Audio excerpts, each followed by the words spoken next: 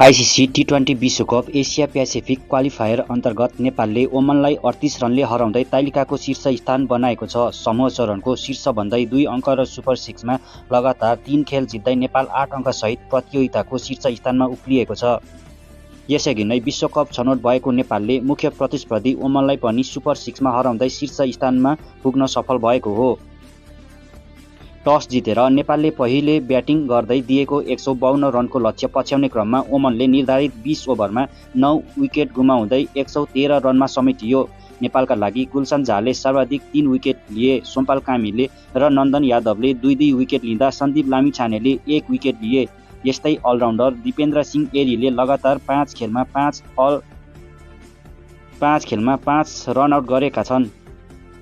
ओमनका लागि विनायक शुक्लाले सर्वाधिक 32 रन बनाउँदा मोहम्मद नदिमले 25 रन बनाए। यस्तै जितेन्द्र सिंहले 14 अर्थात् राजु विसातले 11 रन बनाउँदा अन्य ब्याटरले दोहोरो अङ्कमा रन बनाउन सकेनन्।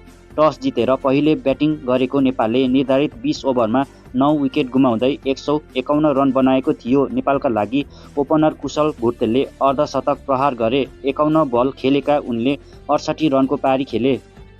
यस्तै आसिफ शेखले 20 बलमा 24 रन बनाउँदा गुलसन झाले 10 बलमा 18 रन, आदिल आलमले 15 बलमा 16 रन, नन्दन यादवले 1 छक्काको सहयोगमा 4 बलमा 9 रन प्रहार गरे। आक्रामक सुरुवात पाए पनि मध्यक्रम सम्हालिन नसक्दा नेपाल ठूलो स्कोर बनाउनबाट चुक्यो। यो सिजनभरि नै नेपालका हार्ड हिटरका रूपमा चिनिएका कुशल मल्ल भने फ्लप रहेका छन्। ओमनका लागि नदिम खानले उत्कृष्ट बलिङ गरे। उनले 4 ओभरमा मात्र 20 रन खर्चिँदै 4 विकेट लिए। सुफियान मोहम्मद र जितेन्द्र कुमार रामदानीले 2-2 विकेट लिए। ओमन क्रिकेट एकाडेमीमा नेपालले टस जित्दै ओमनलाई फिल्डिङको निम्तो दिएको हो।